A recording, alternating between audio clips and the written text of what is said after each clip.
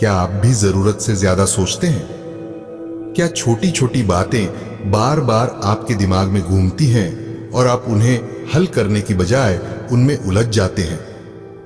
चिंता, तनाव और नेगेटिव सोच कभी कभी इतनी बढ़ जाती है कि बिना वजह के दिमाग पर बोझ बढ़ता जाता है।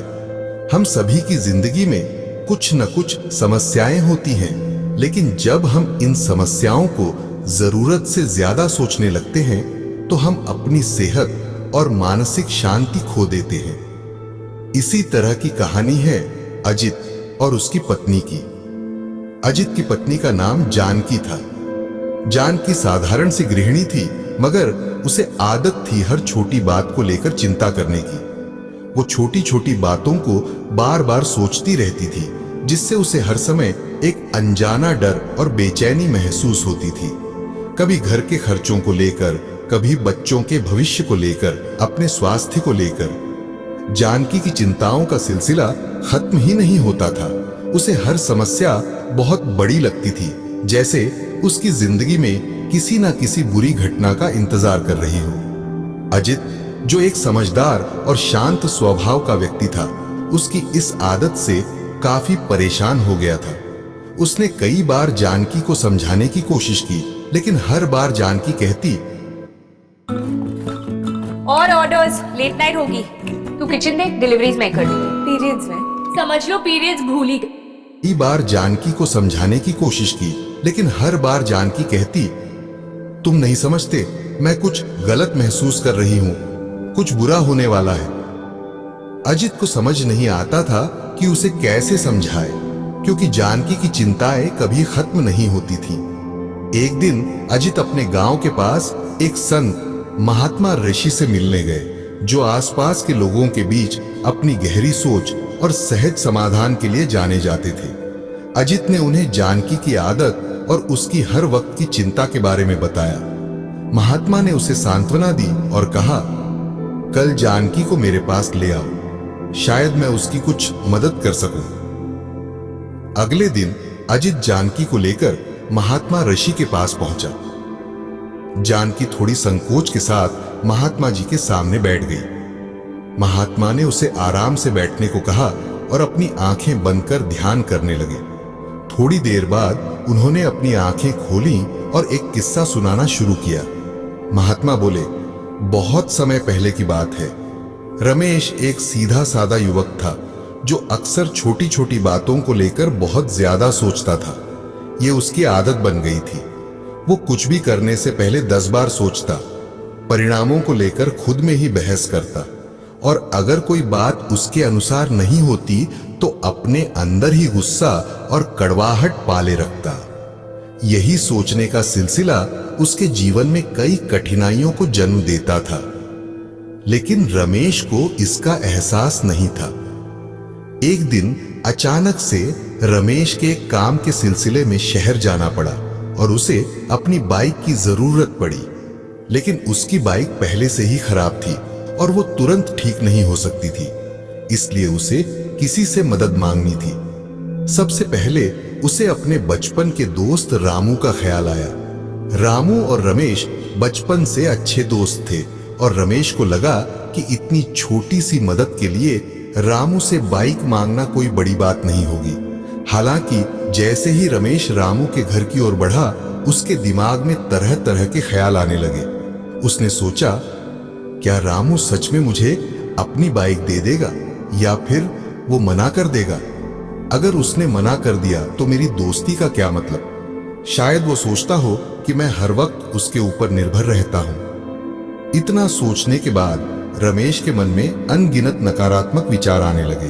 उसे लगने लगा कि अगर उसने मदद मांगी तो रामू उसे टाल देगा या बहाने बनाएगा। उसे इस बात की चिंता होने लगी कि रामू उसके बारे में क्या सोचेगा।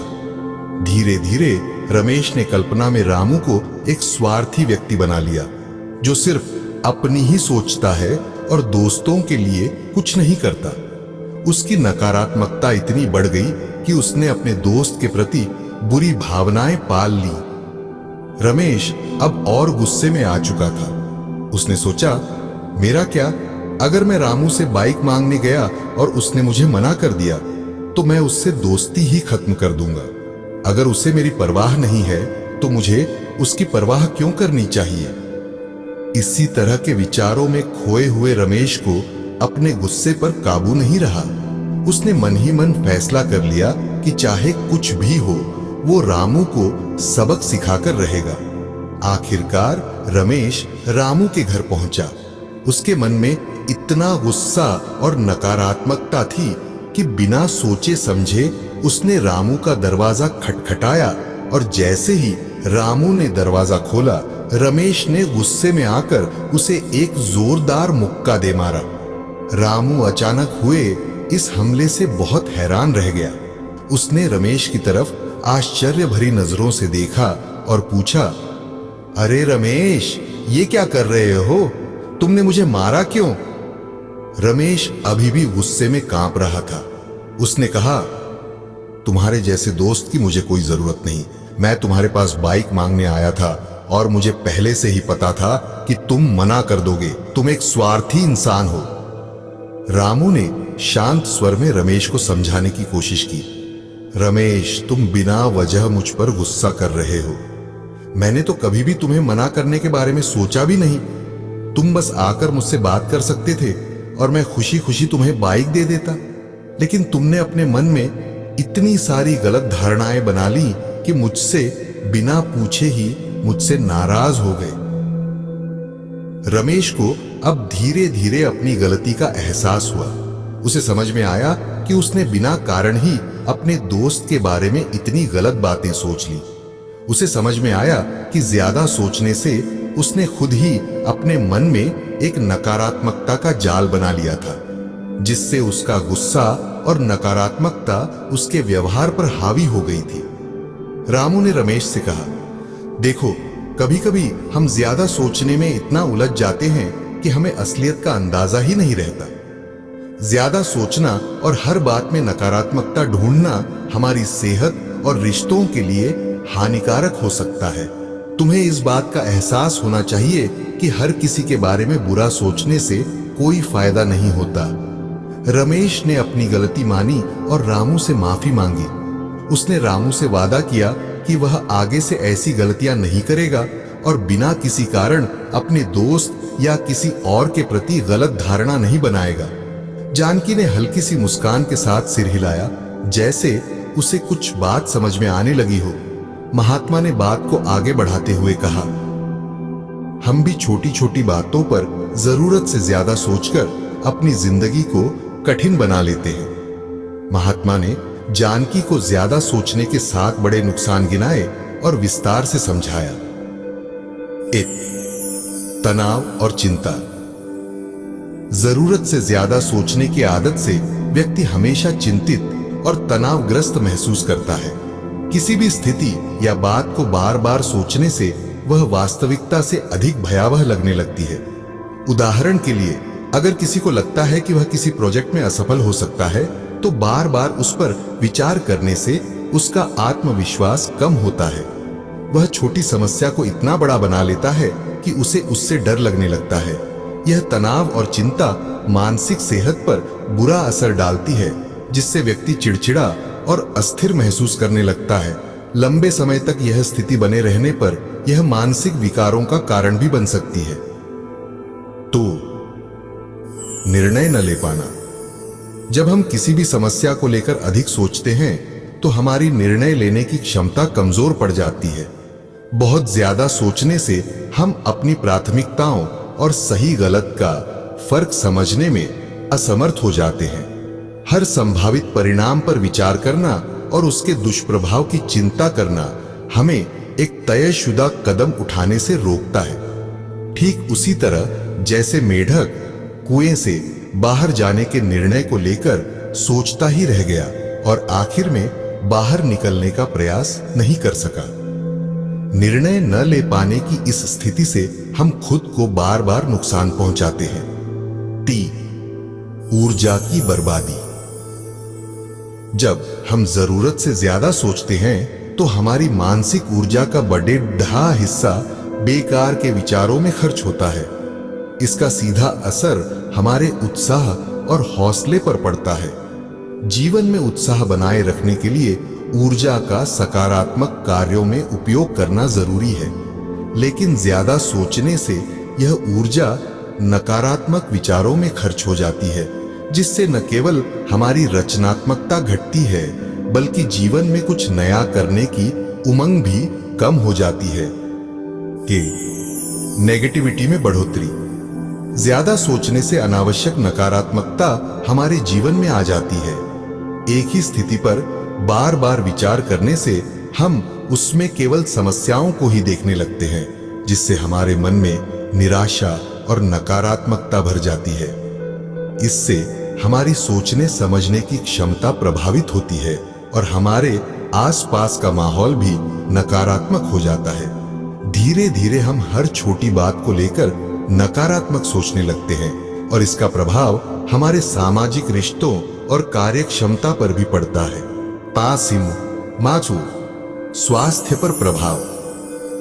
चिंता और तनाव से न केवल हमारी मानसिक सेहत बल्कि शारीरिक सेहत भी प्रभावित होती है। ज्यादा सोचने के कारण हम अधिक तनाव महसूस करते हैं, जिससे हमारा शरीर अकारण थका हुआ और कमजोर महसूस करता है। लंबे समय तक चिंता की स्थिति में रहने से हमें अनिद्रा, सिर दर्द, पेट की समस्याएं और हृदय रोग जैसी समस्याएं। दोस्तों, क्या आप भी उन लोगों में से हैं जो बिना रुके बोलते रहते हैं? क्या आपके दोस्तों और परिवार के लोग अक्सर कहते हैं कि आप बहुत ज्यादा बोलते हैं? अगर हाँ, तो ये कहानी आपके लिए है।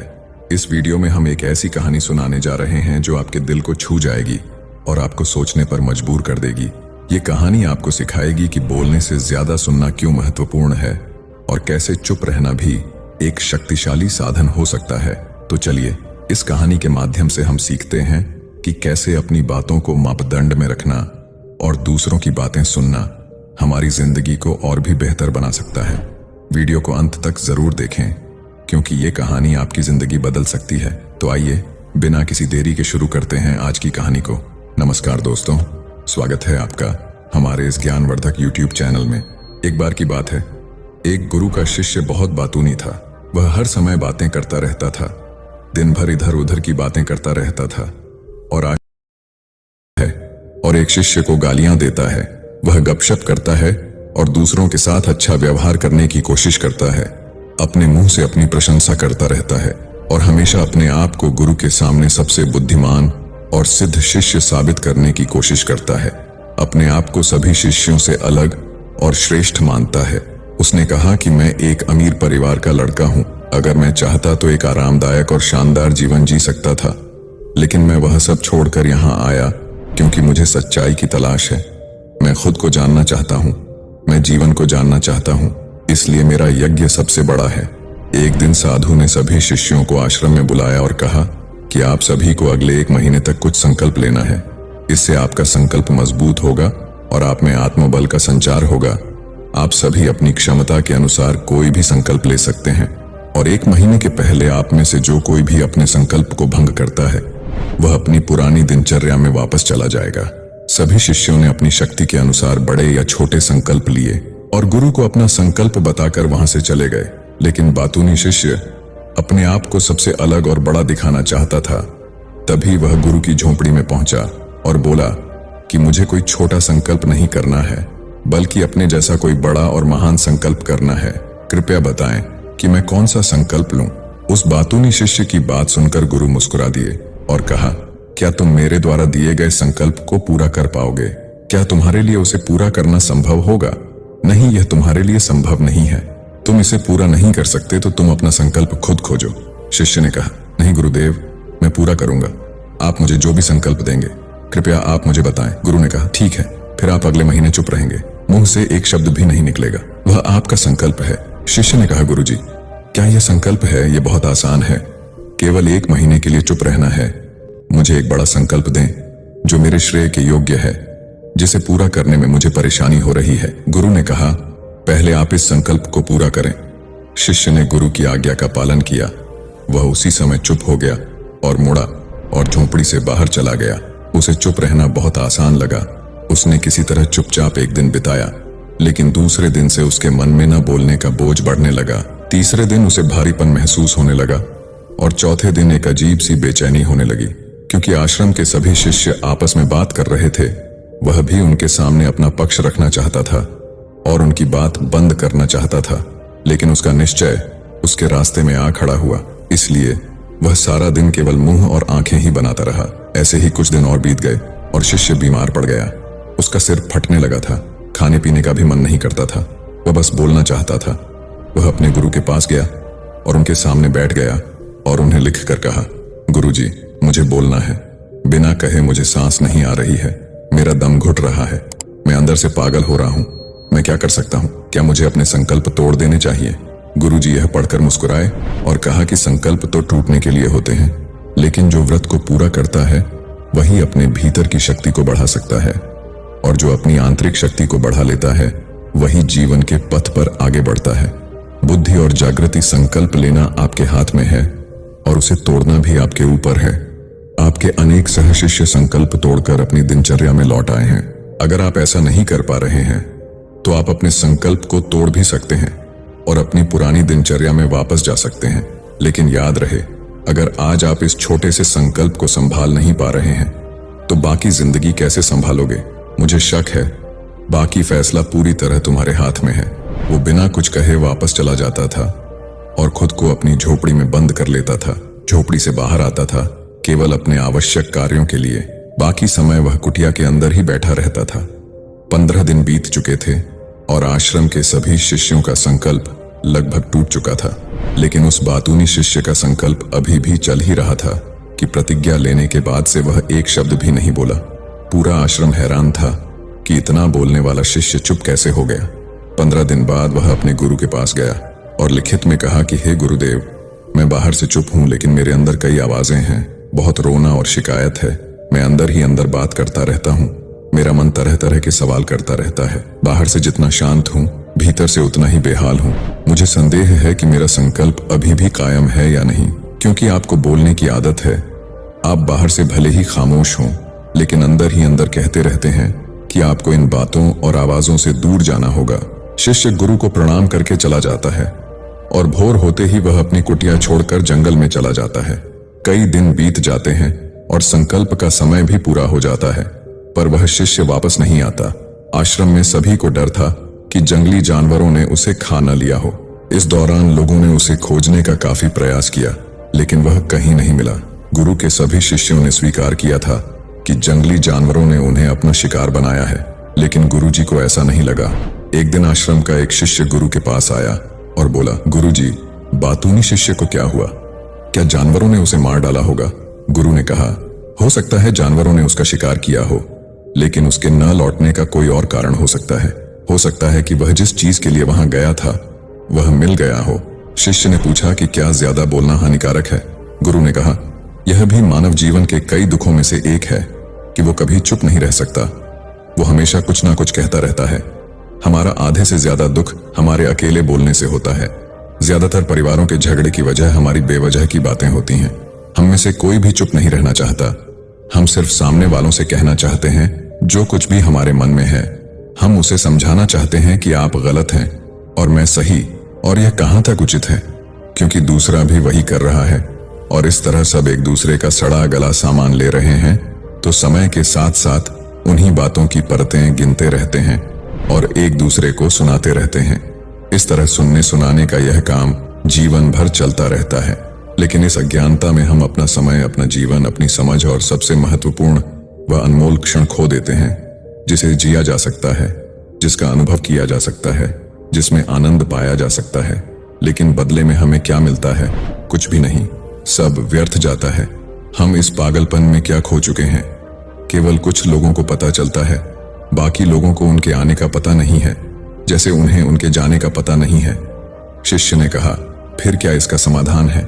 गुरु ने कहा कि आपके विचारों को पूरी जागरूकता के साथ देखना ही सभी मानसिक समस्याओं से बचने का एकमात्र तरीका है। दोस्तों, वर्तमान में रहें और पूरी सजगता के साथ अपना काम करें। यह प्रसिद्ध जापानी जैन मास्टर शुत्रियु सुजुकी का कथन है, जिन्होंने अपनी पुस्तक जैन माइंड बिगिनर्स माइंड में विस्तार से बताया है कि कैसे एक व्यक्ति अपने दैनिक कार्य करने के साथ साथ जागरूकता का अभ्यास कर सकता है और एक जीवन भी जी सकता है। मानसिक रूप से स्थिर और सुखी जीवन आप चाहें तो उस बातूनी शिष्य को आश्रम छोड़े हुए 3 महीने बीत चुके थे, पर उसका कोई समाचार न था। अब तक सब सह शिष्य भी उसके लौटने की आशा छोड़ चुके थे, लेकिन एक दिन वह आश्रम लौट आता है। उसे देखकर सभी आश्चर्यचकित और प्रसन्न हुए, लेकिन अब वह छोड़ने वालों में से नहीं था, क्योंकि वह कुछ और रूप में वापस आया था।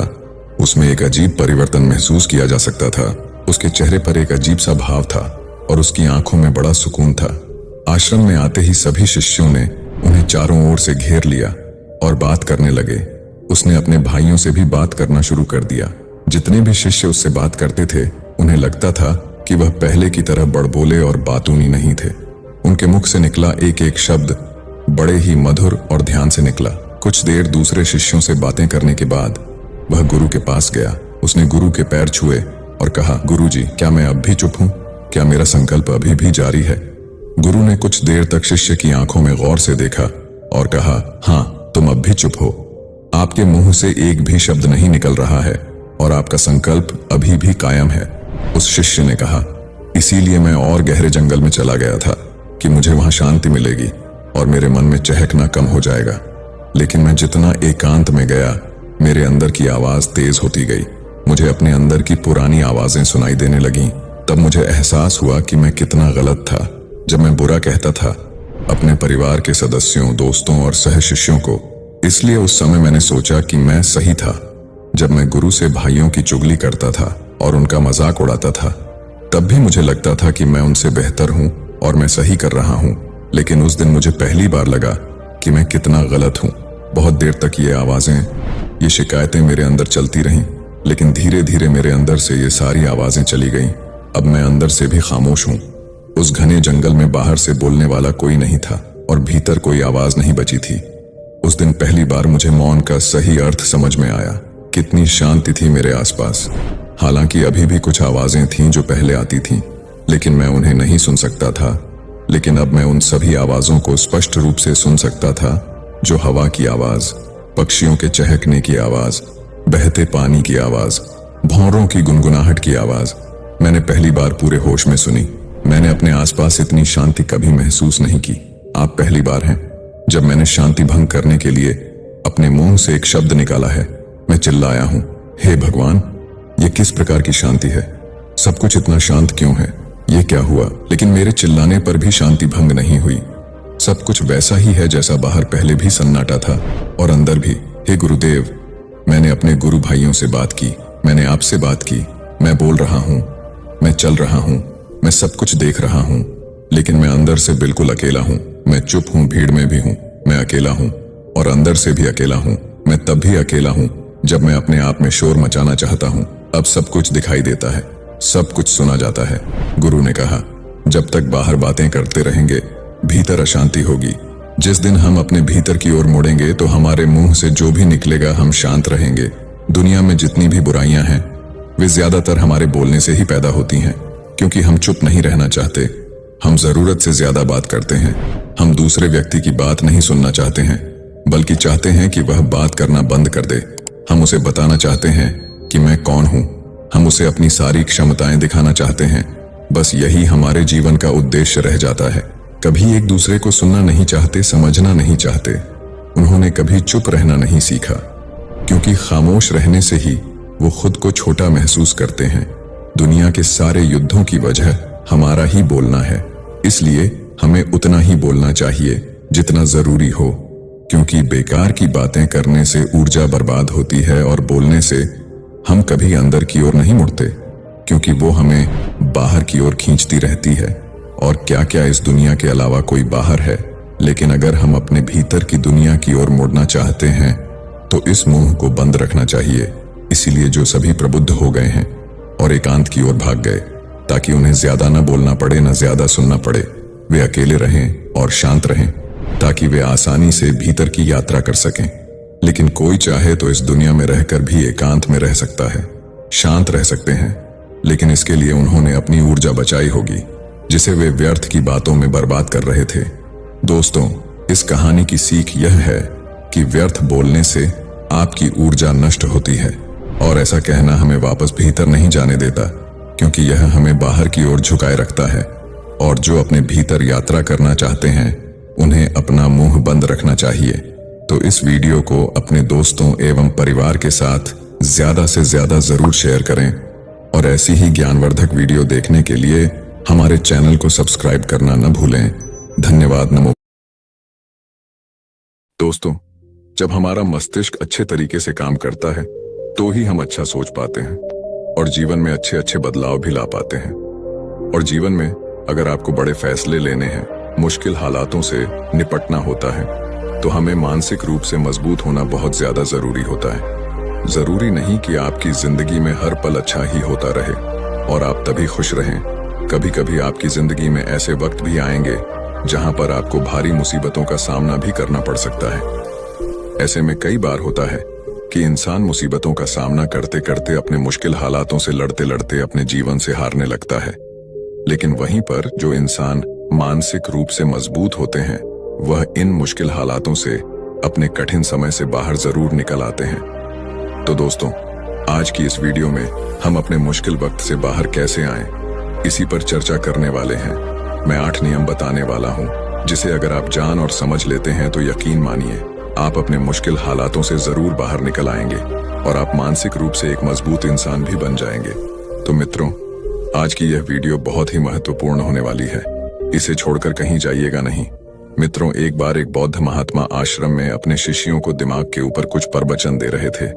गुरु कह रहे थे कि इंसान के मस्तिष्क के विचार कभी अच्छे होते हैं तो कभी बुरे होते हैं। अच्छे विचार जब उसके दिमाग में जन्म लेते हैं तो वह अच्छी और कल्याणकारी बातें सोचता है, लेकिन वहीं पर अगर बुरे और गलत भावनाएं जन्म लेती हैं तो उससे उसका पतन होता है। तभी उन्हीं में से एक राजवंत नाम का शिष्य खड़ा होता है और गुरु से पूछता है कि गुरुवर, क्या कुछ ऐसा तरीका आप बता सकते हैं जिससे कि हम अपने मस्तिष्क को मजबूत और ताकतवर बना सकते हैं, खुद को मानसिक रूप से मजबूत बना सके।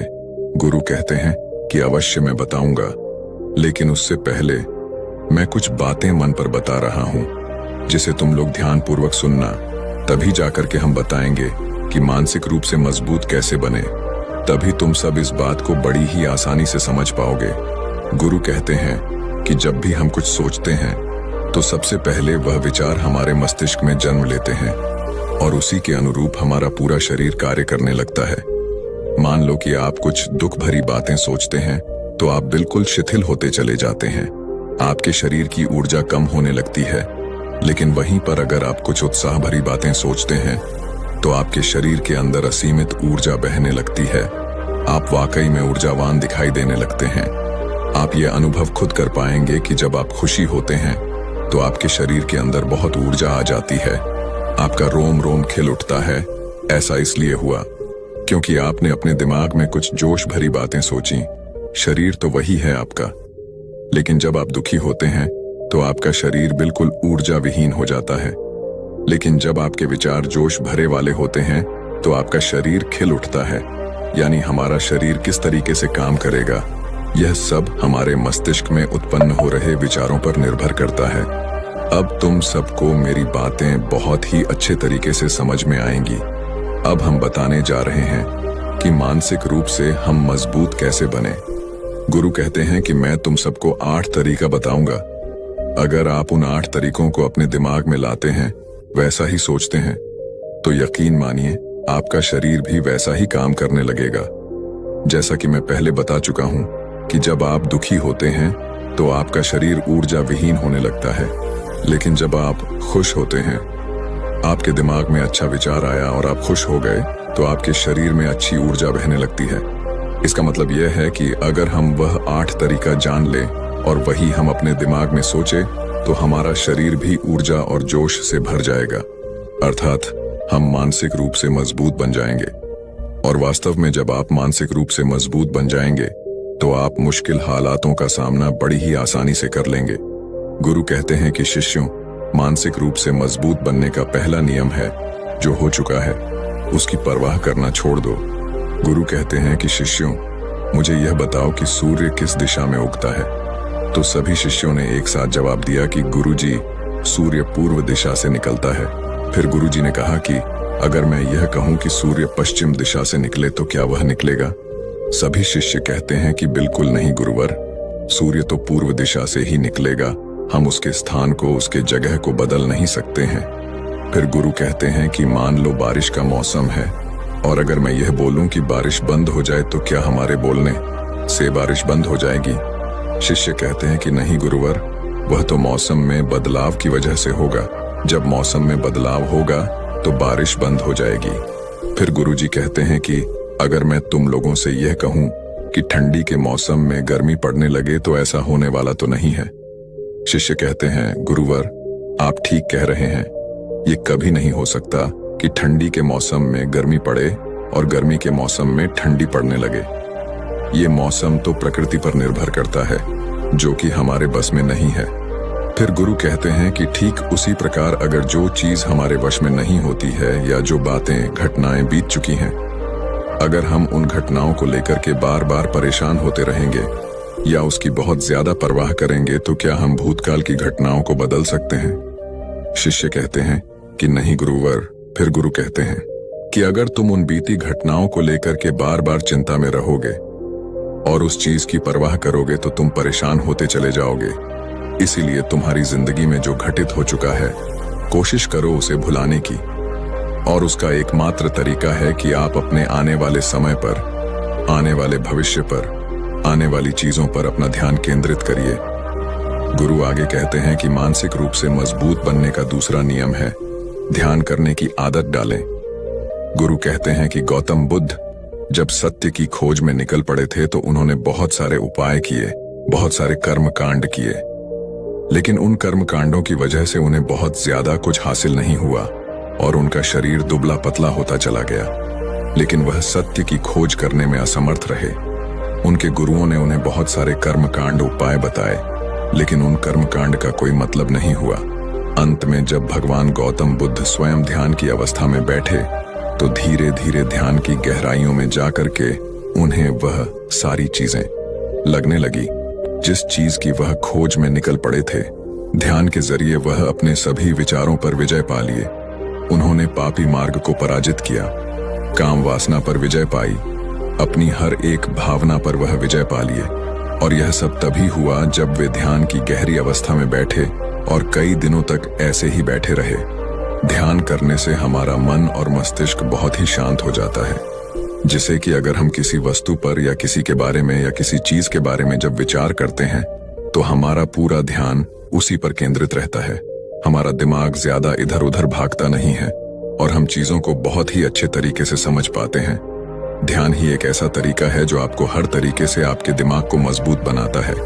बौद्ध भिक्षु अगर किसी बात पर ज्यादा जोर देते हैं तो वह ध्यान की प्रक्रिया पर ध्यान में कई घंटे तक बैठे रहते हैं, जिससे उनका दिमाग बहुत ही शांत रहता है, उनका मन बहुत ही शांत रहता है, और जिसका मन शांत रहता है वही किसी भी चीज पर अच्छी तरीके से विचार कर सकता है। अर्थात वह मन और मस्तिष्क दोनों से मजबूत होता चला जाता है। ध्यान करने से आपकी सारी वासनाएं आपके नियंत्रण में रहेंगी। आप अपनी इच्छा अनुसार अपनी वासना को अपने वश में किए रहेंगे। गुरु आगे कहते हैं कि मानसिक रूप से मजबूत बनने का तीसरा नियम है बहुत ज्यादा किसी से उम्मीद मत रखना। गुरु ने कहा कि तुम सब अपनी मर्जी से जन्म लिए हो, अपनी मर्जी से ही गर्भ का चुनाव किए हो, लेकिन इंसान जन्म लेने के बाद वह यह सब भूल जाता है कि उसे क्या करना था क्या नहीं, वह किस लिए जन्म लिया था, और जन्म लेने के बाद वह तमाम तरह की वासनाओं से ग्रसित हो जाता है। इस संसार की मोह माया में वह बहुत ज्यादा परेशान हो जाता है। वह खुद को जान ही नहीं पाता, वह खुद को भूल जाता है, और यही वजह रहती है कि वह तरह तरह के लोगों से अपनी बहुत ज्यादा उम्मीदें लगा बैठता है। उम्मीदें दुख का कारण बनती हैं। जिस भी व्यक्ति वस्तु से आपकी उम्मीदें ज्यादा बढ़ जाएंगी, आने वाले समय में सबसे ज्यादा दुख आपको उसी से मिलने वाला है, क्योंकि उम्मीद पर होती है। दुख भी वहीं पर होता है, क्योंकि आप किसी से बहुत ज्यादा उम्मीद लगा लिए और वह व्यक्ति आपकी उम्मीदों पर खरा नहीं उतरा, तो सबसे ज्यादा दुख आपको उसी से होने वाला है, क्योंकि जब उम्मीद टूटती है तो दुख बहुत ज्यादा होता है। इसलिए इस संसारिक, इस भौतिक जीवन में बहुत ज्यादा उम्मीद और बहुत ज्यादा मोह किसी भी व्यक्ति से मत करना। तभी एक शिष्य उठ खड़ा होता है और कहता है कि हे गुरुवर, हम बिना उम्मीद से, बिना आशा से कैसे जी सकते हैं? हम सबके मन में रहता है कि मुझे यह चीज करनी है, मुझे वह चीज करनी है, मुझे जीवन में ऊंचाइयों को हासिल करना है। बिना उम्मीद के तो हम लोग जीवन में आगे बढ़ ही नहीं सकते। गुरु ने कहा कि कुछ पाने की लालसा, कुछ बड़ा बनने की लालसा जीवन में जरूर आपको ऊंचाइयों तक ले जाएगी। कुछ बड़ा बनने के लिए लालसा खुद से होती है, ना कि किसी व्यक्ति वस्तु विशेष से। मैं यहाँ पर लोगों के बारे में बात कर रहा हूँ कि अगर तुम यह सोचो कि मेरा दोस्त मेरे साथ हमेशा खड़ा रहेगा, या मेरे लिए मेरे साथ हमेशा खड़ा रहेगा, या आप जो सोचे वह सामने वाला इंसान आपके लिए वैसा करे, तो यह सभी चीजें बहुत ज्यादा उम्मीद और मोह को बढ़ावा देती हैं। बहुत ज्यादा उम्मीद किसी से मत रखना। खुद से उम्मीद रखोगे तो दुख बहुत ज्यादा नहीं होगा, लेकिन अगर दूसरों से उम्मीद रखोगे और वह उम्मीद पूरी नहीं हुई तो दुख बहुत ज्यादा होगा। कई बार होता है कि माता पिता जो अपने जीवन में हासिल नहीं कर पाए, वह चाहते हैं कि वह चीज उनके बच्चे हासिल करें। वह सारा भार अपने बच्चों पर लाद देते हैं। बच्चे उनके हिसाब से चले व उनकी उम्मीदों को पूरा करें। उन्होंने ने जो अपने जीवन में हासिल नहीं कर पाया, वह काम अब उनके बच्चे करें। और लगभग इस समय तो सभी के माता पिता यही कह रहे हैं। बहुत कम लोग होते हैं जो अपने बच्चों को आजाद रखते हैं। मेरी सभी से गुजारिश है कि अपनी उम्मीदों का पहाड़ अपने बच्चों पर ना थोपे। गुरु कहते हैं कि मानसिक रूप से मजबूत होने का चौथा नियम है कि पहली बार में ही किसी काम में फेल होने से डरो मत। गुरु आगे कहते हैं कि शिष्यों, अगर डर तुम पर हावी हो जाएगा तो तुम अवश्य असफल हो जाओगे। अपनी जिंदगी में वह इंसान सबसे ज्यादा असफल होता है जिसे अपने लक्ष्य को पाने का डर रहता है। अगर डर तुम्हारी जिंदगी में बढ़ गया तो तुम्हें वह असफलता की तरफ जरूर ले जाएगा, क्योंकि डर तुम्हारे आत्मबल को, तुम्हारे आत्मविश्वास को डगमगा देगा, कमजोर कर देगा। और तुम्हारा आत्मबल, तुम्हारा आत्मविश्वास कमजोर हो जाएगा तो तुम निश्चित ही अपने लक्ष्य को पाने में असमर्थ महसूस करोगे, और यही असमर्थता तुम्हें असफलता की तरफ ले जाएगी। इसलिए जीवन में जब तुम अपने लक्ष्य की प्राप्ति के लिए आगे बढ़ो तो मन में किसी भी चीज की शंका मत रखो कि मैं फेल हो जाऊंगा। अगर यह नहीं हुआ तो यह हो जाएगा। ये सब बातें अपने दिमाग में मत लाओ, क्योंकि यह सभी बातें आपको डर की तरफ ले जाएंगी। और जब डर बढ़ेगा तो तमाम शंका आपके दिमाग में पैदा होगी। आपको घबराहट भी हो सकती है, आपको नींद नहीं आएगी, रात को बेचैन मन होने लगेगा, क्योंकि आपका डर आपको असफलता की तरफ ले जा रहा है। और जब असफलता का विचार आपके दिमाग में आएगा तो आप और ज्यादा डरने लगेंगे। इसलिए जीवन में जब आप लक्ष्य की प्राप्ति के लिए आगे बढ़ जाओ तो मन में कोई शंका मत रखो, सिर्फ और सिर्फ अपने काम करने पर ध्यान दो। जब तुम काम करने पर ध्यान दोगे तो तुम कभी डरोगे नहीं, क्योंकि तुम अपने लक्ष्य की प्राप्ति के लिए काम कर रहे हो, उसके लिए जुट गए हो, तो तुम्हारा डर खत्म हो जाएगा। और जब डर खत्म हो जाएगा तो तुम जरूर सफल हो जाओगे। गुरु आगे कहते हैं कि 5वां नियम है मानसिक रूप से मजबूत बनना। वह यह है कि जिंदगी में कभी भी खुद को कोसो नहीं। गुरु कहते हैं कि जो इंसान जितना ज्यादा संघर्ष करता है वह उतना ही मजबूत बनता चला जाता है। जितना ज्यादा तुम मजबूत बनोगे उतना ही ज्यादा तुम काबिल होते चले जाओगे। इसलिए अगर तुम किसी भी चीज में असफल भी हो जाते हो, या कोई चीज तुम्हारी इच्छा के अनुसार नहीं हुई, या तुमने कुछ ऐसा कार्य किया जैसा नहीं करना चाहिए था, और इन सब बातों को लेकर के अगर तुम पछता रहे हो, खुद को कोस रहे हो, तो यह तुम्हें मानसिक रूप से कमजोर करता चला जाएगा। क्योंकि खुद को कोसना बहुत ज्यादा खतरनाक होता है। यह आपके दिमाग की क्षमता को कम कर देगा, आपकी सोचने समझने की शक्ति को कम कर देगा, आपके आत्मबल, आपके आत्मविश्वास को कम कर देगा। इसीलिए जीवन में कभी भी किसी भी कार्य के लिए खुद को कोसना नहीं, क्योंकि अगर वह कार्य तुमसे नहीं हुआ है या जो तुम सोच रहे हो वह जिंदगी में नहीं कर पाए, तो इसका मतलब यह नहीं है कि तुम असफल ही हो गए। अगर मैं यह कहूं कि यह सामने वाला आम का पेड़ है, इस पर सबसे पहले कौन सा जानवर चढ़ेगा? हाथी चढ़ेगा, बंदर चढ़ेगा, या फिर गिलहरी और या फिर शेर? तो सभी शिष्यों ने कहा कि गुरुवर, इस पर तो गिलहरी और बंदर सबसे पहले चढ़ जाएंगे। तभी फिर गुरु कहते हैं कि तो अगर ये हाथी सोचे कि मैं इस पेड़ पर नहीं चढ़ पाया, अगर वह खुद को कोसने लगे, तो क्या यह सही है? शिष्य ने कहा कि गुरुवर, यह तो गलत बात है, क्योंकि हाथी तो कभी भी पेड़ पर चढ़ ही नहीं सकता। हाथी तो पेड़ पर चढ़ने के लिए बना ही नहीं है।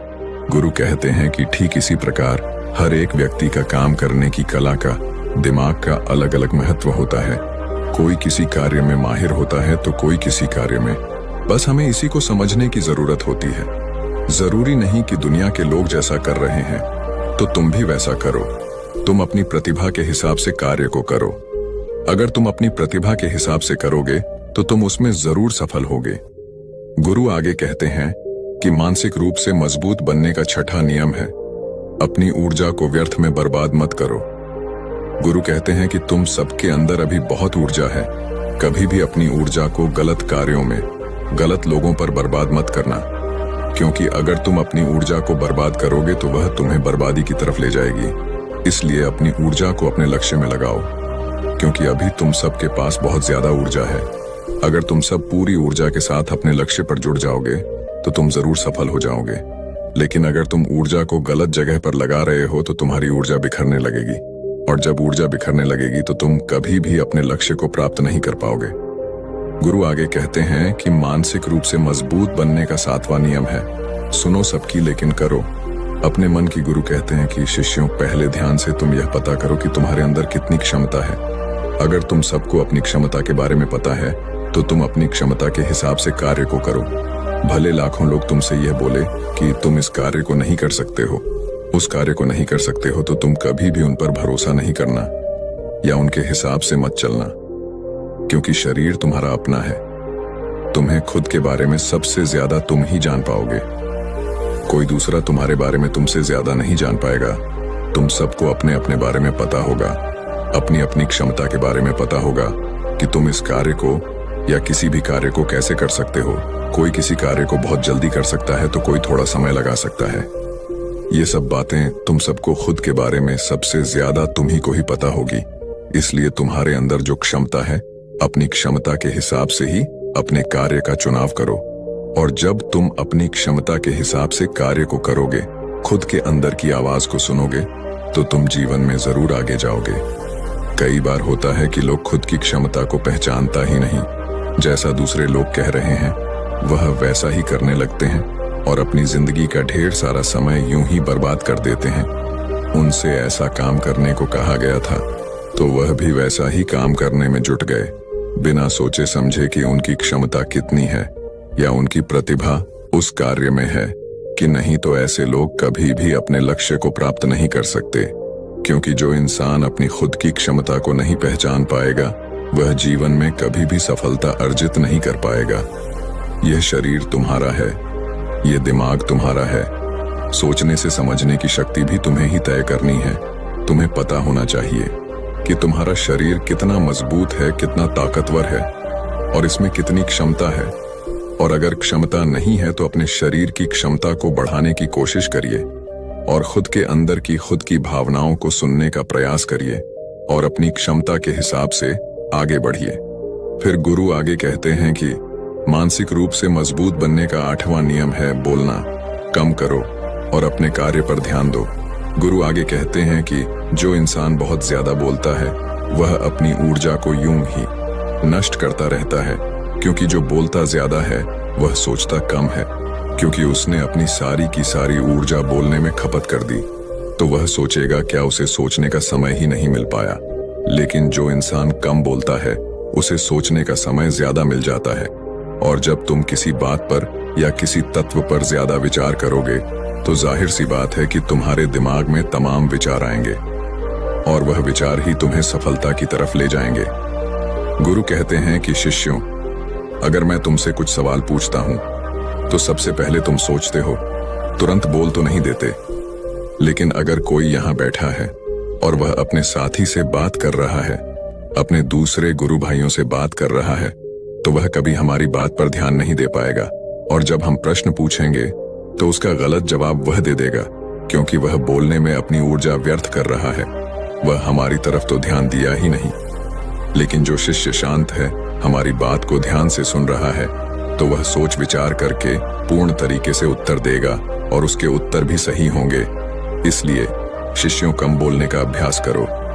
जब तुम कम बोलने का अभ्यास करोगे तो तुम किसी भी बात पर, किसी भी तथ्य पर ज्यादा विचार कर पाओगे। तो जाहिर सी बात है कि समस्या का समाधान जरूर निकल कर आएगा और कम बोलने से तुम्हारी ऊर्जा की भी बचत होगी। उस ऊर्जा को सोचने में लगाओ। गुरु कहते हैं कि शिष्यों, यह थे मानसिक रूप से मजबूत बनने के 8 नियम। अगर तुम सब यकीन के साथ इन 8 नियमों का पालन अपनी जिंदगी में करते हो तो तुम मानसिक रूप से अवश्य मजबूत बनोगे। फिर कोई परेशानी, कोई भी रुकावट तुम्हारी जिंदगी में नहीं आने वाली है।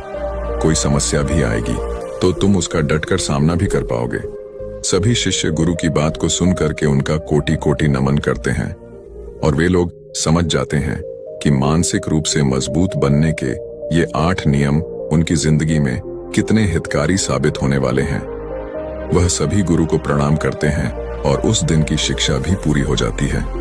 सभी लोग अपने आश्रम में चले जाते हैं। तो दोस्तों, उम्मीद है इस वीडियो से आपको काफी कुछ सीख। दूसरी कहानी, गौतम बुद्ध ने कहा, इन 5 जगहों पर चुप रहना सीखो। जो लोग बुद्धिमान हैं वह यह जानते हैं कि शब्द हथियार की तरह होते हैं जिनसे किसी को भी बचाया जा सकता है या किसी को भी मारा जा सकता है। अब आप सोच रहे होंगे कि शब्दों से किसी को मारा कैसे जा सकता है, तो जरा सोचिए। ज्यादातर आत्महत्याओं के पीछे किसका कारण होता है? किसी के पति ने कुछ कहा, किसी के पिता ने कुछ कहा और उन लोगों ने आत्महत्या कर ली। ये आत्महत्या किसके कारण हुई? वो पीड़ित के मन को इतना दुखी कर गए कि उसके मन से वो दुख सहना और ज्यादा बर्दाश्त करना नामुमकिन हो गया और इसी वजह से उन्होंने आत्महत्या कर ली। ऐसे ही आपके शब्द किसी को नया जीवन प्रदान कर सकते हैं। जब कोई आदमी उदास होता है या दुखी होता है तो आपके शब्द उसमें एक नया जोश, एक नया उत्साह भर सकते हैं और एक हारा हुआ आदमी अपने जीवन में एक नई शुरुआत कर सकता है माध्यम से।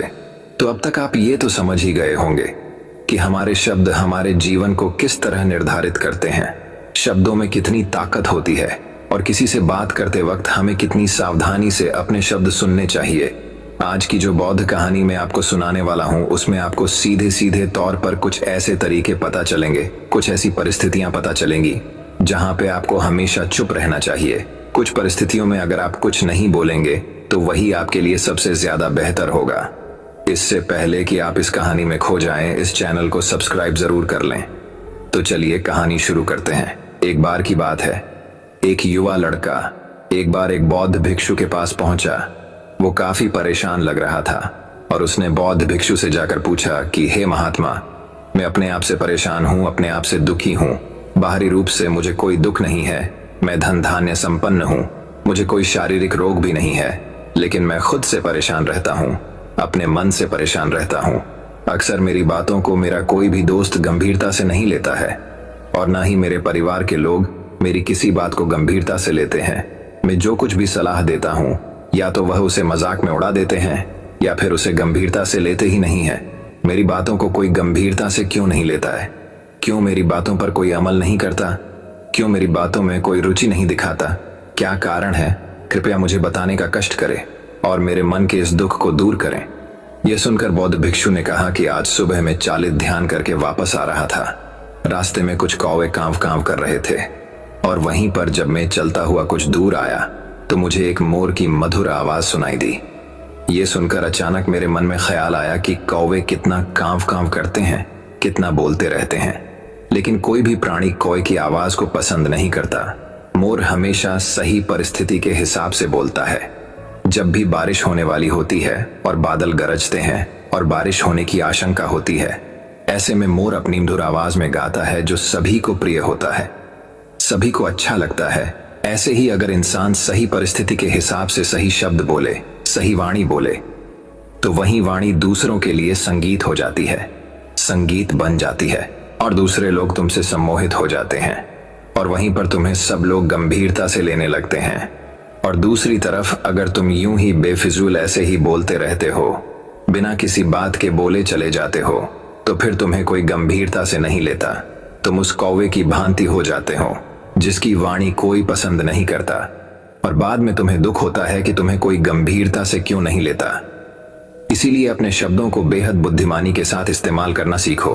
अगर तुम नहीं सीखोगे तो समाज में तुम्हें कोई सम्मान या कोई गंभीरता से नहीं लेगा। यह सुनकर वो युवा लड़का बोला कि हे महात्मा, मैं जानता हूं कि मैं ज्यादा बोलने की बीमारी से ग्रस्त हूं, मुझे इतना नहीं बोलना चाहिए, लेकिन मैं अपने आप पे काबू नहीं रख पाता और ना ही मैं इतना बुद्धिमान हूं कि मैं अपने शब्दों को नाप तोल कर बोल सकूं। मैं तो किसी से बात करते वक्त इतना सोचता भी नहीं कि मुझे अपने शब्द किस तरह इस्तेमाल करने हैं। कृपया करके कुछ ऐसी परिस्थितियां बता दीजिए जहां पर मुझे कम बोलना है या फिर बोलना ही नहीं है, हमेशा चुप रहना है। अगर आप मेरा ऐसे मार्गदर्शन कर सकते हैं तो मेरा जीवन आसान हो जाएगा और मुझे ज्यादा दिमाग या अपनी बुद्धि लगाने की भी जरूरत नहीं पड़ेगी। यह सुनकर बौद्ध भिक्षु ने मुस्कुराते हुए कहा कि बेटा, वैसे तो इंसान को हर परिस्थिति में सोच समझ कर ही बोलना चाहिए, लेकिन अगर वो हमेशा होश में नहीं रह पाता है, ध्यान में नहीं रह पाता है, तो मैं तुम्हारे दैनिक जीवन की कुछ ऐसी परिस्थितियां बता रहा हूं जहां पर तुम्हें हमेशा चुप रहना है। अगर तुम ऐसी जगहों पर कुछ बोलोगे तो तुम्हारा अपमान ही होगा या फिर तुम्हें कोई गंभीरता से नहीं लेगा। सबसे पहली जगह है, या यूं कहे ऐसी परिस्थिति जहां पर इंसान को हमेशा चुप रहना चाहिए, वो है जब किसी ऐसे विषय के बारे में बातचीत हो रही हो जिसके बारे में आपको कोई जानकारी ही नहीं है। तो ऐसी परिस्थिति में व्यर्थ में बीच में टांग अड़ाना, अपना ज्ञान देना, व्यर्थ का ज्ञान आपको कुछ पता नहीं है लेकिन फिर भी आप अपना ज्ञान देने के लिए उत्सुक हैं, तो ऐसी जगह पर आपका अपमान ही होगा। जरा तुम खुद सोचो, जब कोई बीमार आदमी अपनी बीमारी के बारे में चर्चा कर रहा हो और आपको उस बीमारी के बारे में कोई भी ज्ञान नहीं है, लेकिन फिर भी आप व्यर्थ में, बेकार में उसे ऐसी ऐसी औषधियां बता रहे हैं जिनका उसकी बीमारी से कोई तालमेल ही नहीं है, तो ऐसे में आप अपनी प्रतिष्ठा अपने हाथों से खो रहे होते हैं और आपको पता ही नहीं होता। ऐसी परिस्थिति में आदमी को हमेशा सुनना चाहिए। ध्यान से सुनना भी एक कला होती है। अगर आप सुनने का दिखावा करेंगे तो कहीं ना कहीं सामने वाले आदमी को यह एहसास हो जाता है कि ये मेरी बात पूरे ध्यान से नहीं सुन रहा है। इसीलिए जब आपको किसी विषय के बारे में पूरी तरह से जानकारी ना हो तो वहां पर केवल अपने कान लगाना ही ज्यादा महत्वपूर्ण होता है, ज्यादा जरूरी होता है। आप उस इंसान की बातें ध्यान से सुन सकते हैं और इसी बीच आप दोनों के बीच एक संबंध पैदा होगा और उस संबंध सच्चा होगा क्योंकि आपने उसके बात को बड़े ही ध्यान से सुना है और इस बात का पता सामने वाले को भी होता है। तो हम बिना कुछ बोले सिर्फ सुनने मात्र से किसी को अपना दोस्त है, अपना मित्र बना सकते हैं। इस बात को हमेशा ध्यान में रखना। दूसरी जगह जहां इंसान को हमेशा चुप रहना चाहिए वो है खाना खाते वक्त खाना। इंसान को हमेशा चुप रहकर खाना चाहिए, मौन रहकर खाना चाहिए। महात्मा बुद्ध और उनके भिक्षु हमेशा चुप रहकर भोजन करते हैं, शांत भाव से भोजन करते हैं, परिपूर्ण होकर भोजन करते हैं, पूरी तरह से करते हैं, एक एक टुकड़े का स्वाद लेकर भोजन करते हैं। और ऐसा भोजन जब आपके शरीर में पहुंचता है तो वो आपके अंग अंग तक ऊर्जा पहुंचाता है। अक्सर हम भोजन करते वक्त कुछ ना कुछ बोलते रहते हैं, कुछ ना कुछ सुनते रहते हैं, लेकिन मौन रहकर पूरा स्वाद लेकर उस भोजन को कभी नहीं करते। हम उस भोजन को करते वक्त आधे अधूरे ही रहते हैं और इसीलिए हमारा शरीर रोगों से ग्रस्त हो जाता है। जरा तुम खुद सोचो, बौद्ध भिक्षु हमेशा भिक्षा लेकर भोजन करता है और भिक्षा भी कितनी बिल्कुल मामूली सी, और वो भी एक वक्त। तो एक वक्त भोजन करने के बाद भी वो इतने स्वस्थ रहते थे, इतने उत्साह, जोश और आनंद से भरे होते थे। और हम तो इतना खाना खाते हैं, इतनी सारी भोजन की सामग्री हमारे लिए उपलब्ध होती है, लेकिन हमारे शरीर में कोई ऊर्जा नहीं होती। इसका सबसे बड़ा कारण होता है कि हम अपना भोजन होश में नहीं करते हैं, परिपूर्ण होकर नहीं करते हैं, मौन रहकर नहीं करते हैं। इसीलिए अपना भोजन हमेशा मौन रहकर ही करो। तीसरी जगह जहां पर अगर आपने चुप रहना सीख लिया तो इसका मतलब यह है कि आपने अपने ऊपर विजय हासिल कर ली। जी हाँ, गुस्से में शांत रहना या चुप रहना इतना आसान नहीं होता है।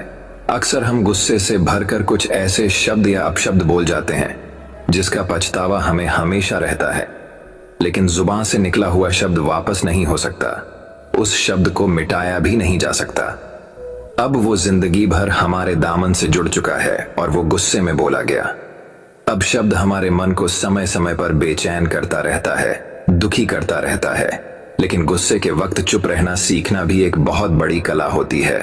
गुस्से में आदमी का अपने ऊपर काबू कहाँ रहता है, अपनी इंद्रियों को वश में कहाँ रख पाता है।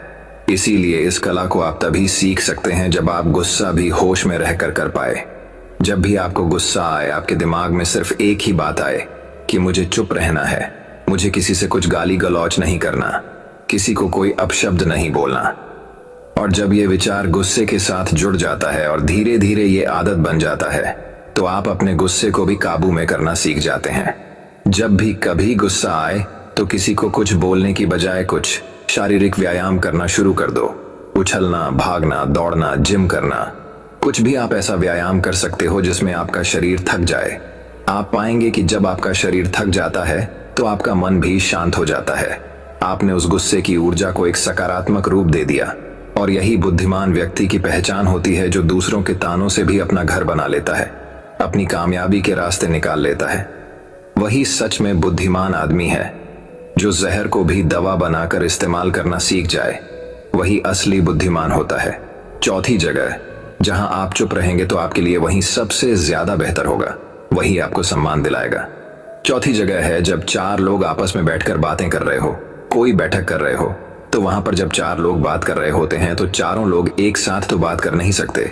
एक बार में एक व्यक्ति बोलेगा और तीन सुनेंगे, तभी वो बैठक कामयाब हो पाएगी, तभी वो चर्चा सही रूप में आगे बढ़ पाएगी। लेकिन अगर कोई आदमी ऐसा बैठा हुआ है जो बीच में ही दूसरे की बात काटकर अपनी बात को ऊपर रखना चाहता है, तो ऐसे में वो चर्चा या वो बैठक आपको कहीं नहीं पहुंचाएगी और चारों लोगों के बीच आप सबसे मूर्ख कहलाओगे। अगर आपको अपनी बात कहनी है तो सामने वाले को अपनी बात पूरा करने दो, उसके बाद अपने विचार रखो। यही एक भद्र पुरुष या फिर कहीं अच्छे आदमी की पहचान होती है। और आखिरी जगह, अगर हमारे माता पिता हमें कुछ कह देते हैं, हमारे बड़े बुजुर्ग हमें किसी बात पर डांट देते हैं या हमें थप्पड़ भी मार देते हैं, तो ऐसी जगहों पे आपका चुप रहना ही उनके प्रति सम्मान दिखाएगा, उनके प्रति आदर का भाव व्यक्त होगा। अगर आप उनके सामने उनका विरोध कर देते हैं, उनका प्रतिरोध कर देते हैं, तो वो गुस्सा तो थोड़ी देर बाद शांत हो जाएगा, लेकिन वो कही गई बात, वो विरोध किया हुआ शब्द या फिर कुछ भी उल्टा सीधा हमेशा आपके मन को सताएगा। और आपके माता पिता को हमेशा यही लगेगा कि आज ये हमारी इज्जत नहीं करता, आज ही हमारी बात नहीं मानता, क्योंकि ये कमाने लग गया है, ये बड़ा आदमी बन गया है। ऐसी ऐसी बातें उठेंगी, ऐसे ऐसे तंज कसे जाएंगे। इसीलिए ऐसी जगह पे आप मौन रही हैं, चुप रहिए, कुछ मत बोलिए। अपने गुस्से को वृद्धावस्था एक इंसान के जीवन का वह समय होता है जब उसे बहुत सारी बीमारियां अपने शिकंजे में कस लेते हैं। लेकिन तथागत गौतम बुद्ध का शरीर बुढ़ापे में भी बीमारियों से मुक्त था। उनकी चाल में एक अद्भुत चपलता थी, उनके चेहरे पर एक गजब का तेज था। जब वह घंटों ध्यान में बैठे रहते थे तो उनकी रीढ़ एकदम सीधी रहती थी। वह थकते नहीं थे। रात को सोते समय जिस अवस्था में वह होते थे, सुबह उसी अवस्था में उठते थे। ऐसा प्रतीत होता था जैसे उनके जीवन में कोई कष्ट, कोई दुख, कोई रोग या फिर कोई भी तनाव नहीं है। उनका प्रत्येक शिष्य इसी तरह के जीवन की कामना करता था। एक दिन तथागत के एक शिष्य ने तथागत से सवाल किया। उन्होंने कहा कि हे तथागत, एक भिक्षु का पूरा जीवन भिक्षा पर व्यतीत होता है। भिक्षा में उसे जो कुछ मिलता है उसी को खाकर वह अपना भरण पोषण करता है। बहुत बार तो एक भिक्षुक के शरीर की मूलभूत जरूरतें भी पूरी नहीं होती, उसका पेट भी पूरा नहीं भरता। लेकिन जब आपके शरीर को देखता हूं तो मुझे बड़ा आश्चर्य होता है। इतना अल्पाहार भोजन करने के बाद भी आप इतने चुस्त, इतने फुर्तीले और इतने तेजवान कैसे हैं? जबकि दूसरी तरफ मैं नगर के राजाओं को, सम्राट को देखता हूं तो उनकी तोंद निकली रहती है। बहुत बार वह वैद्य और हकीमों को बुलाते रहते हैं, यानी कि उनका स्वास्थ्य भी ठीक नहीं रहता। जबकि उनके पास तो सारी सुख सुविधाएं हैं। जिस प्रकार का व्यंजन या फिर जिस प्रकार का भोजन वो करना चाहे वैसा भोजन वह कर सकते हैं, या फिर जिस प्रकार का भोजन वह करना चाहे वैसा अपने रसोइये से बोलकर बनवा सकते हैं। लेकिन बावजूद इसके शरीर की पड़ाव से वह बहुत परेशान रहते हैं। मैं बहुत राजाओं से मिला हूं, बहुत बड़े बड़े लोगों से मिला हूं, तो इसके पीछे क्या रहस्य है कि एक भिक्षुक जिसको पूरा भोजन भी नहीं मिलता वह स्वस्थ होकर अपना जीवन जीता है, और दूसरी तरफ जिनके पास सारी सुख सुविधाएं हैं वह अपने जीवन में शारीरिक कष्ट और पीड़ाएं भोग रहे हैं। तथागत ने बड़ी ही सौम्य मुस्कुराहट के साथ उत्तर दिया कि मनुष्य जीवन पर्यंत भागदौड़ में लगा रहता है। ऊर्जा हमें किसी विशिष्ट भोजन से नहीं मिलती है, बल्कि हर भोजन ऊर्जावान हो सकता है। तुमने देखा होगा कि जो लोग रूखा सूखा भोजन खाते हैं वह भी अक्सर शारीरिक रूप से मजबूत पाए जाते हैं, और जो लोग किसी विशिष्ट प्रकार का भोजन यह सोचकर करते हैं कि इसे खाने से हमें ताकत मिलेगी, हमारे शरीर को ऊर्जा मिलेगी, तुमने देखा होगा कि ऐसे लोग अक्सर बीमारियों से ग्रस्त पाए जाते हैं। सवाल हम किस प्रकार का भोजन करते हैं यह नहीं है, बल्कि असली सवाल यह है कि जो भोजन हम करते हैं वह किस प्रकार करते हैं। भोजन का सही इस्तेमाल हम कर भी पाते हैं या नहीं कर पाते। जरूरी होता है कि भोजन करने के नियम हमारे जीवन में अपना लिए जाए, ये ताकि साधारण सा भोजन भी हमारे शरीर को वह ऊर्जा प्रदान कर सके जो हमारे शरीर के अंगों को सुचारू रूप से चलाने के लिए आवश्यक होते हैं। शिष्य ने बड़े आश्चर्य के साथ पूछा कि हे तथागत, मैं आपकी बात का अर्थ समझा नहीं। तथागत ने उत्तर देते हुए कहा कि जब भी हम भोजन करते हैं तो क्या वास्तविकता में हम होश पूर्वक अपना भोजन करते हैं? एक व्यक्ति किसी से बातचीत करता हुआ भोजन करता है तो दूसरा व्यक्ति अपने विचारों में डूबा डूबा भोजन करता है। भोजन तो उनका शरीर कर रहा है, लेकिन उनका मन इस भोजन करने में सम्मिलित होता ही नहीं है। और जो कर्म पूरा मन लगाकर नहीं किया जाता, वास्तविकता में वह कर्म कहलाता ही नहीं है। इसीलिए उसका परिणाम भी हमें कभी नहीं मिलता। मैं तुम्हें भोजन करने के कुछ आसन और कुछ नियम बताना चाहता हूं, जिनको अपनाकर कोई भी मनुष्य निरोगी होकर अपना जीवन सुखपूर्वक व्यतीत कर सकता है। अपने मन में पैदा करना बहुत आवश्यक होता है। उनके प्रति आभार व्यक्त करने से मन में प्रेम का उदय होता है और हमारा शरीर अपने आप ग्रहणशल बन जाता है। तीसरा नियम, जो कि हमारे शरीर की बहुत सारी बीमारियों को खत्म कर देगा, वह है कि सूर्यास्त के बाद कभी भी भोजन नहीं करना। रात्रि के समय भोजन करने से हमारा शरीर उस भोजन को पचाने के कार्य में लग जाता है, लेकिन अगर रात के समय हम अपने शरीर को कोई कार्य नहीं देते हैं तो यह हमारे शरीर की बीमारियों को खत्म करने लग जाता है। हमारा शरीर अपने आप अपनी बीमारियों को ठीक उसकी मरम्मत करने की शक्ति रखता है, लेकिन पर्याप्त खाली समय न मिलने के कारण हमारा शरीर अपनी बीमारियों को ठीक कर ही नहीं पाता।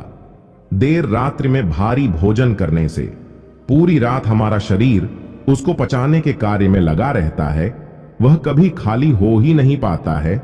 इसीलिए हमारे शरीर में जो भी बीमारियां पैदा होने लग रही हैं, वह हमारा शरीर अपने आप ठीक नहीं कर पाता है। सूर्यास्त के आधे घंटे बाद तक आप भोजन कर लीजिए या फिर उससे पहले भोजन कर लीजिए, लेकिन रात्रि के समय भोजन करना शरीर के लिए हानिकारक हो सकता है। तथागत ने आगे कहा कि देखो, अच्छा भोजन वह माना गया है जो हमारे शरीर के साथ हमारे मन को भी प्रसन्न रखे। खाना खाते समय झगड़े के भाव रखना, किसी ऐसी जगह पर बैठकर खाना खाना जो साफ सफाई वाली ना हो, जो गंदी हो, या फिर ऐसे व्यक्ति के साथ बैठकर भोजन करना जिसके मन के विचार अच्छे ना हो, तो उससे हमारा मन कभी प्रसन्न नहीं हो सकता है। आवश्यक है कि खाना बनाते समय जो मनुष्य खाना पका रहा है उसके मन के भाव प्रेम से भरे हुए होने बहुत आवश्यक हैं। अगर वह घृणा के, गुस्से के या फिर झगड़े के भाव रखेगा तो खाने में उसी प्रकार के गुण सम्मिलित हो जाते हैं। हर खाने का अपना एक विशिष्ट गुण होता है और यह गुण और ज्यादा अधिक हो जाता है जब यह मनुष्य के गुण के साथ मिलता है। अगला नियम बताते हुए गौतम बुद्ध ने कहा कि खाना जितना सुपाच्य होगा, जितना आसानी से पचने वाला होगा, उतना ही गुणकारी होगा। साधारण भोजन हमेशा सुपाच्य माना गया है, इसीलिए तुमने अक्सर मुझे दाल भात खाते हुए देखा होगा, क्योंकि यह सबसे साधारण भोजन है जो बहुत सुपाच्य भी है और हमारे शरीर को ऊर्जा भी प्रदान करता है। और यह भी ध्यान रखने वाली बात है कि जो खाना दूसरे जीव को प्रताड़ित कर कर बनाया गया है, यानी कि मांसाहार, उससे हमारा मन कैसे प्रसन्न हो सकता है। जिस जीव को मारते वक्त यातनाएं दी गई हों, जिसको कष्ट पहुंचाया गया हो, आखिरकार उसके मांस में भी तो वही गुण मिलेंगे। इसीलिए साधारण शाकाहारी भोजन हमारे शरीर के लिए सबसे उपयुक्त होता है। भोजन करने का अपना एक विशिष्ट आसन होता है। तुमने मुझे बहुत बार भोजन करते हुए देखा होगा, लेकिन हर बार मेरा भोजन करने का आसन एक ही रहता है। मेरी रीढ़ हमेशा सीधी रहती है। मैं शांत जमीन पर बैठकर भोजन करता हूं, लेकिन जो लोग जमीन पर नहीं बैठ सकते हैं किसी कारणवश, तो उन्हें अपनी रीढ़ तो सीधी हमेशा अवश्य रखनी चाहिए, क्योंकि जब खाना पेट में पहुंचता है तो जब हमारी रीढ़ सीधी होती है तो वह बड़ी आसानी से सीधा हमारे पेट में पहुंच जाता है, और अगर हमारी रीढ़ मुड़ी हुई होगी तो हमारा पेट भी सिकुड़ा हुआ होगा, जिससे कि वो खाना ठीक प्रकार से भोजन नली से होता हुआ हमारे पेट तक पहुंच नहीं पाता है। तथागत ने अपने जीवन का एक किस्सा सुनाते हुए उस शिष्य को बताया कि एक बार मेरे पास एक सम्राट पहुंचा। वह अपने पेट से बड़ा परेशान रहता था। जब वह मेरे पास अपनी समस्या लेकर पहुंचा तो मैंने उनको बताया कि राजन, एक सम्राट के जीवन में शारीरिक मेहनत तो बहुत कम होती है, लेकिन वह भोजन बहुत अच्छा करना चाहता है। इसीलिए धीरे धीरे उसके शरीर का वजन बढ़ने लगता है, क्योंकि जब हम खाना खाते हैं तो शरीर की उतनी ऊर्जा भी बाहर निकलनी आवश्यक होती है, वरना तो वह ऊर्जा हमारे शरीर को फैलाना शुरू कर देगी। इसीलिए उस सम्राट का पेट बहुत अधिक निकला हुआ था। तो मैंने उनको सलाह दी कि पहले तो जो भी बावर्ची आपका खाना बनाता है उसको बोलिए कि ज्यादा मिर्च मसालों वाला भोजन ना बनाएं और हल्का भोजन रखें। अगर आपको शारीरिक मेहनत करनी है तो ही ऐसा खाना खाएं जिससे कि हमारे शरीर को ताकत मिलती हो, लेकिन खाली बैठे अगर आप देसी घी या फिर मांसाहार जैसा भोजन करेंगे तो शरीर को उसे अपने अंदर समाहित करने के लिए अच्छी प्रकार मेहनत करनी भी आवश्यक होती है। अगर तुम मेहनत नहीं करना चाहते हो तो इस प्रकार का भोजन करना छोड़ दो। हल्का भोजन करो, साधारण भोजन करो, कम मिर्च मसालों वाला भोजन करो, जिससे कि तुम्हारे पेट में कोई भी बीमारी या कोई भी समस्या पैदा ही ना हो। शिष्य ने बड़े ही कृपा भाव से अपने हाथ जोड़कर तथागत को प्रणाम करते हुए कहा कि हे तथागत, सब कोई हमें यह तो बताता है कि हमें किस प्रकार का भोजन करना चाहिए, लेकिन भोजन करने के क्या नियम होते हैं, भोजन किस प्रकार करना चाहिए, उसके क्या आसन होते हैं, वह आपने आज मुझे अच्छी तरह से समझा दिया है। मैं आपका बहुत बड़ा धन्यभागी हूं। मुझे जाने की आज्ञा दीजिए। इसके बाद तथागत अपने उस शिष्य के साथ वन की तरफ घूमने के लिए निकल जाते हैं। तो दोस्तों, कैसी लगी ये कहानी आपको कमेंट सेक्शन में जरूर बताना। अच्छी लगी हो